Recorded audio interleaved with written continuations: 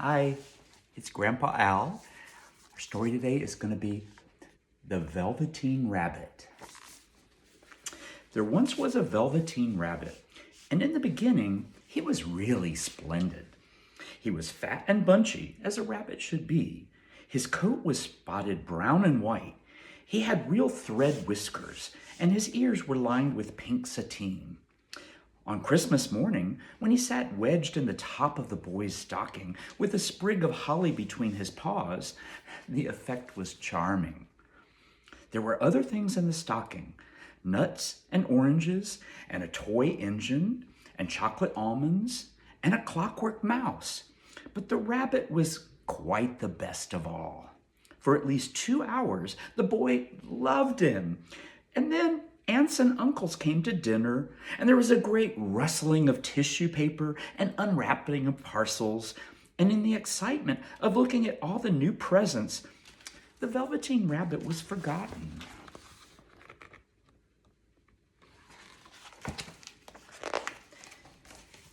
For a long time, he lived in the toy cupboard or on the nursery floor, and no one thought very much about him. He was naturally shy, and being only made of velveteen, some of the more expensive toys quite snubbed him. The mechanical toys were very superior and looked down upon everyone else. They were full of modern ideas and pretended they were real.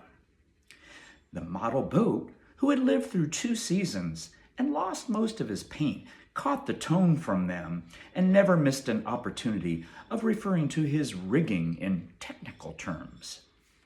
The rabbit could not claim to be a model of anything, for he didn't know that real rabbits existed.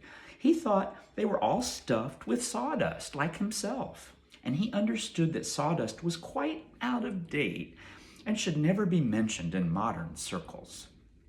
Even Timothy, the jointed wooden lion, who was made by the disabled soldiers and should have broader views, put on airs and pretended he was connected with the government. Between them, all the poor little rabbit was made to feel himself very insignificant and commonplace, and the only person who was kind to him at all was the skin horse.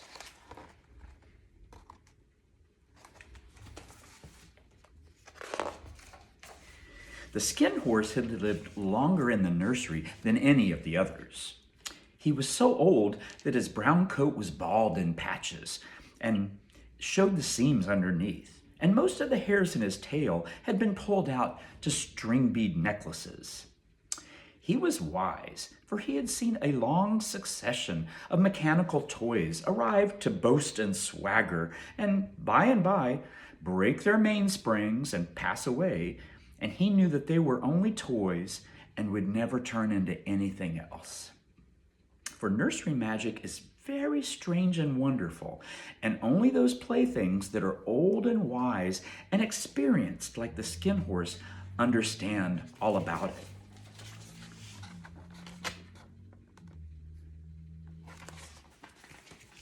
"What is real?" asked the rabbit one day when they were lying side by side near the nursery fender before Nana came to tidy the room. "Does it mean having things that buzz inside you and a stick-out handle?" "Real isn't how you were made," said the skin horse. "It's a thing that happens to you. When a child loves you for a long, long time, not just to play with, but really loves you, then you become real." "Does it hurt?" asked the rabbit. "Sometimes," said the skin horse, for he was always truthful. "When you are real, you don't mind being hurt." "Does it happen all at once, like being wound up?" he asked, "or bit by bit?" "It doesn't happen all at once," said the skin horse. "You become. It takes a long time. That's why it doesn't happen often to people who break easily, or have sharp edges, or have to be carefully kept. Generally, by the time you are real, most of your hair has been loved off, and your eyes drop out, and you get loose in the joints and very shabby. But these things don't matter at all, because once you are real, you can't be ugly except to people who don't understand. I suppose you are real? Asked the rabbit. And then he wished he had not said it, for he thought the skin horse might be sensitive. But the skin horse only smiled. The boy's uncle made me real, he said. That was a great many years ago. But once you are real, you can't become unreal again. It lasts for always.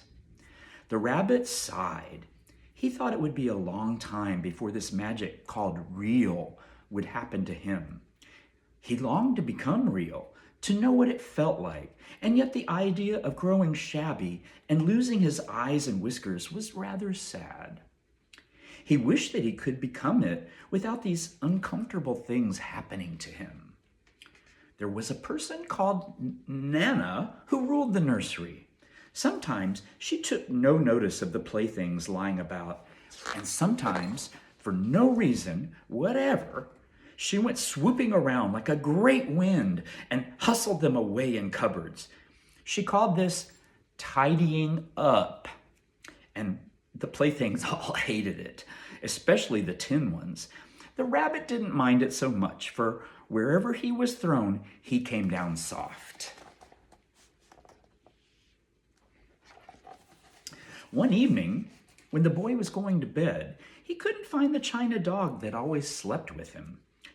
Nana was in a hurry, and it was too much trouble to hunt for china dogs at bedtime, so she simply looked about her, and seeing that the toy cupboard door stood open, she made a swoop.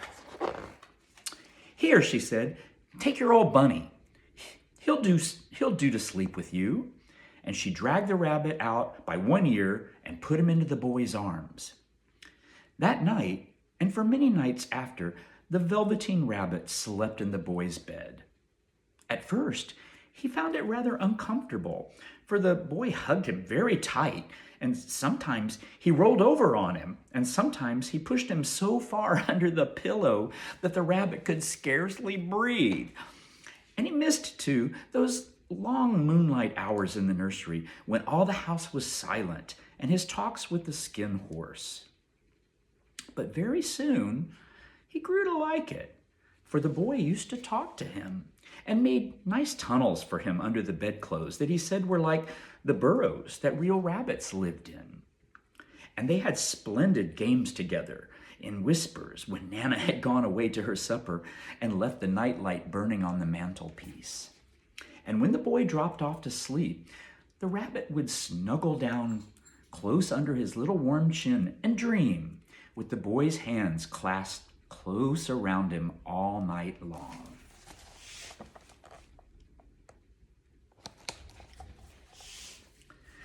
And so time went on, and the little rabbit was very happy. So happy that he never noticed how his beautiful velveteen fur was getting shabbier and shabbier, and his tail becoming unsewn, and all the pink rubbed off his nose where the boy had kissed him.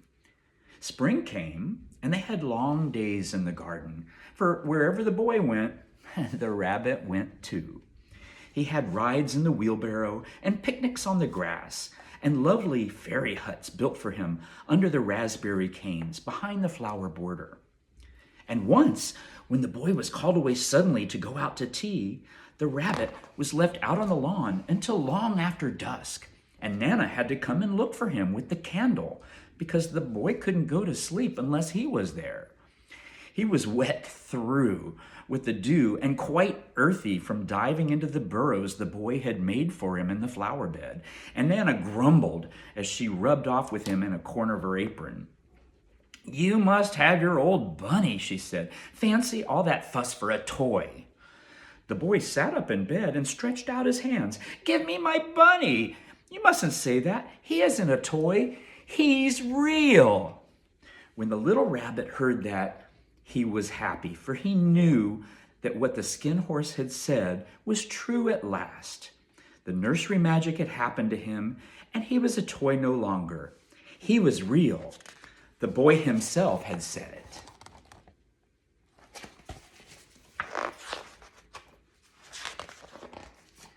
That night, He was almost too happy to sleep, and so much love stirred in his little sawdust heart that it almost burst. And into his boot-button eyes, that had long ago lost their polish, there came a look of wisdom and beauty, so that even Nana noticed it the next morning when she picked him up and said, "I declare that old bunny hasn't got quite a knowing expression." That was a wonderful summer. Near the house where they lived, there was a wood, and in the long June evenings, the boy liked to go there after tea to play. He took the Velveteen Rabbit with him, and before he wandered off to pick flowers or play at brigands among the trees, he always made the rabbit a little nest somewhere among the bracken where he would be quite cozy, for he was a kind-hearted little boy, and he liked Bunny to be comfortable. One evening, while the rabbit was lying there alone, watching the ants that ran to and fro between his velvet paws in the grass, he saw two strange beings creep out of the tall bracken near him. They were rabbits, like himself, but quite furry and brand new. They must have been very well made, for their seams didn't show at all, and they changed shape in a queer way when they moved. One minute they were long and thin, and the next minute fat and bunchy, instead of always staying the same like he did. Their feet patted softly on the ground, and they crept quite close to him, twitching their noses, while the rabbit stared hard to see which side the clockwork stuck out, for he knew that people who jump generally have something to wind them up. But he couldn't see it. They were evidently a new kind of rabbit altogether. They stared at him, and the little rabbit stared back. All the time, their noses twitched. "Why don't you get up and play with us?" one of them asked. "I don't feel like it," said the rabbit, for he didn't want to explain that he had no clockwork.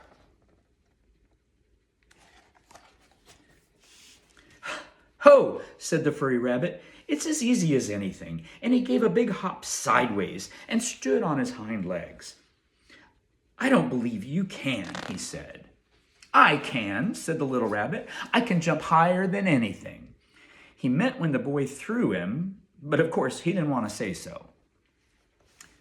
"Can you hop on your hind legs?" asked the furry rabbit. That was a dreadful question, for the Velveteen Rabbit had no hind legs at all. The back of him was made all in one piece, like a pincushion.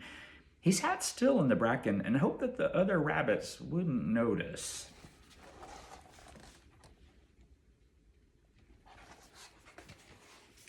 "I don't want to," he said again. But the wild rabbits have very sharp eyes, and this one stretched out his neck and looked.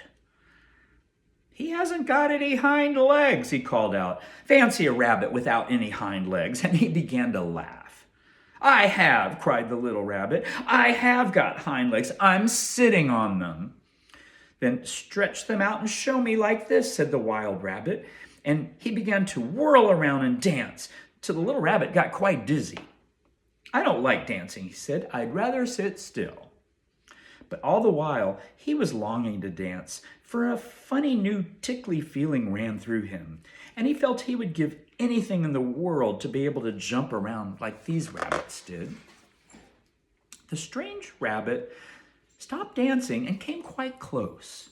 He came so close this time that his long whiskers brushed the Velveteen Rabbit's ear, and then he wrinkled his nose suddenly and flattened his ears and jumped backwards. "He doesn't smell right," he exclaimed. "He isn't a rabbit at all. He isn't real." "I am real," said the little rabbit. "I am real. The boy said so." And he nearly began to cry. Just then there was the sound of footsteps, and the boy ran past near them, and with a stamp of his feet and a flash of white tails, the two strange rabbits disappeared. "Come back and play with me," called the little rabbit. "Oh, do come back. I know I am real." But there was no answer. Only the little ants ran to and fro, and the bracken swayed gently where the two strangers had passed. The Velveteen Rabbit was all alone. "Oh dear," he thought, "why did they run away like that? Why couldn't they stop and talk to me? For a long time, he lay very still, watching the bracken and hoping they would come back. But they never returned, and presently the sun sank lower and the little white moths fluttered out, and the boy came and carried him home. Weeks passed, and the little rabbit grew very old and shabby, but the little boy loved him just as much. He loved him so hard that he loved all his whiskers off, and the pink lining to his ears turned gray, and his brown spots faded. He even began to lose his shape, and he scarcely looked like a rabbit anymore, except to the boy. To him, he was always beautiful, and that was all the little rabbit cared about. He didn't mind how he looked to other people, because the nursery magic had made him real. And when you are real, shabbiness doesn't matter. And then, one day, the boy was ill.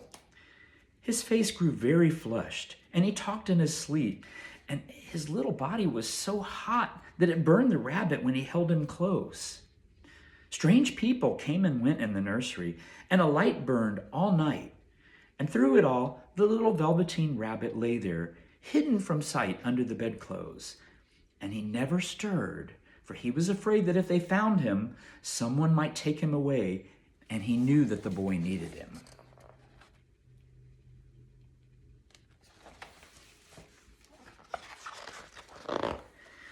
It was a long, weary time, for the boy was too ill to play, and the little rabbit found it rather dull with nothing to do all day long. But he snuggled down patiently and looked forward to the time when the boy should be well again. And they would go out in the garden amongst the flowers and the butterflies and play splendid games in the raspberry thicket like they used to. All sorts of delightful things he planned, and while the boy lay half asleep, he crept up close to the pillow and whispered them in his ear. And presently the fever turned and the boy got better. He was able to sit up in bed and look at the picture books while the little rabbit cuddled close at his side. And one day they let him get up and dress. It was a bright sunny morning and the windows stood wide open. They had carried the boy out on the balcony wrapped in a shawl, and the little rabbit lay tangled up among the bedclothes thinking,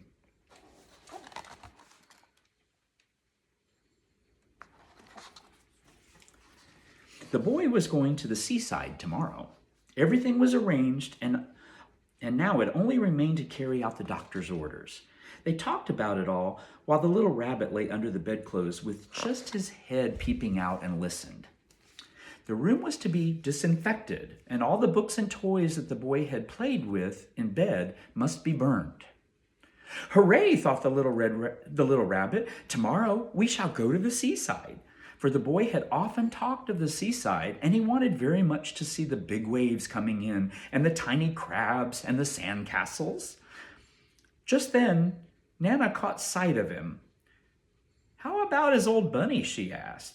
That, said the doctor. Why, it's a mass of scarlet fever germs. Burn it at once. What? Nonsense. Get him a new one. He mustn't have that one anymore. And so the little rabbit was put into a sack with the old picture books and a lot of rubbish and carried out to the end of the garden behind the fowl house. That was a fine place to make a bonfire, only the gardener was too busy just then to attend to it. He had the potatoes to dig and the green peas to gather, but next morning he promised to come quite early and burn the whole lot. That night, the boy slept in a different bedroom, and he had a new bunny to sleep with him. It was a splendid bunny, all white plush with real glass eyes. But the boy was too excited to care very much about it. For tomorrow, he was going to the seaside. And that in itself was such a wonderful thing that he could think of nothing else. And while the boy was asleep, dreaming of the seaside, the little rabbit lay among the old picture books in the corner behind the fowl house, and he felt very lonely. The sack had been left untied, and so by wriggling a bit, he was able to get his head through the opening and look out. He was shivering a little, for he had always been used to sleeping in a proper bed, and by this time his coat had worn so thin and threadbare from hugging that it was no longer any protection to him. Nearby, he could see the thicket of raspberry canes, growing tall and close like a tropical jungle, in whose shadow he had played with the boy on bygone mornings. He thought of those long sunlit hours in the garden and how happy they were, and a great sadness came over him. He seemed to see them all pass before him, each more beautiful than the other, the fairy huts in the flower bed, the quiet evenings in the wood when he lay in the bracken and the little ants ran over his paws, the wonderful day when he first knew that he was real. He thought of the skin horse, so wise and gentle, and all that he had told him. Of what use was it to be loved and lose one's beauty and become real if it all ended like this? And a tear, a real tear, trickled down his little shabby velvet nose and fell to the ground. And then a strange thing happened. For where the tear had fallen, a flower grew out of the ground. A mysterious flower, not at all like any that grew in the garden. It had a slender green leaves, the color of emeralds, and in the center of the leaves, a blossom like a golden cup. It was so beautiful that the little rabbit forgot to cry and just lay there watching it. And presently, the blossom opened, and out of it, there stepped a fairy. She was quite the loveliest fairy in the whole world. Her dress was of pearl and dewdrops, and there were flowers round her neck and in her hair. And her face was like the most perfect flower of all. And she came close to the little rabbit and gathered him up in her arms and kissed him on his velveteen nose that was all damp from crying. "Little rabbit," she said, "don't you know who I am?"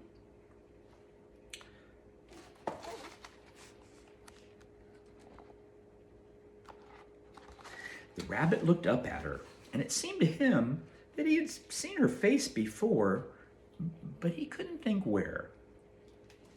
"I am the nursery magic fairy," she said. "I take care of all the playthings that the children have loved. When they are old and worn out and the children don't need them anymore, then I come and take them away with me and turn them into real." "Wasn't I real before?" asked the little rabbit. "You were real to the boy," the fairy said, "because he loved you. Now you shall be real to everyone." And she held the little rabbit close in her arms and flew with him into the wood. It was light now, for the moon had risen. All the forest was beautiful, and the fronds of the bracken shone like frosted silver. In the open glade between the tree trunks, the wild rabbits danced with their shadows on the velvet grass. But when they saw the fairy, they all stopped dancing and stood round in a ring to stare at her.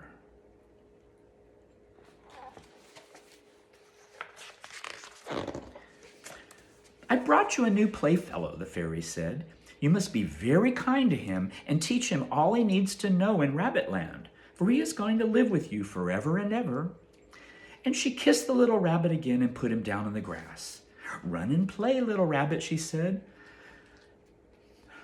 But the little rabbit sat quite still for a moment and never moved, for when he saw all the wild rabbits dancing around him, he suddenly remembered about his hind legs, and he didn't want them to see that he was made all in one piece.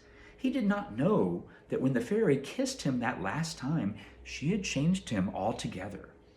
And he might have sat there a long time, too shy to move, if just then something hadn't tickled his nose, and before he thought what he was doing, he lifted his hind leg to his hind toe to scratch it.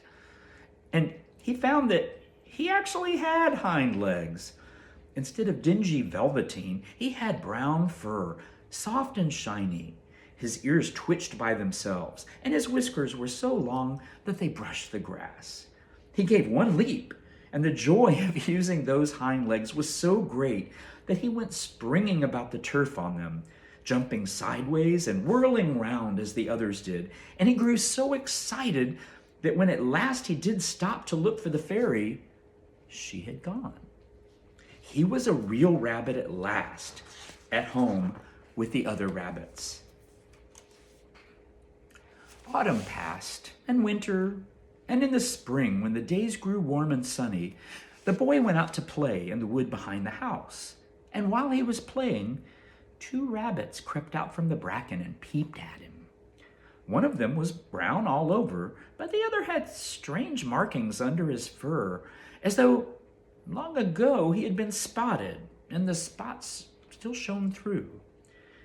And about his little soft nose and his round black eyes, there was something familiar that the boy thought to himself, "Why, he looks just like my old bunny that was lost when I had scarlet fever." But he never knew that it was really his own bunny come back to look at the child who had first helped him to be real.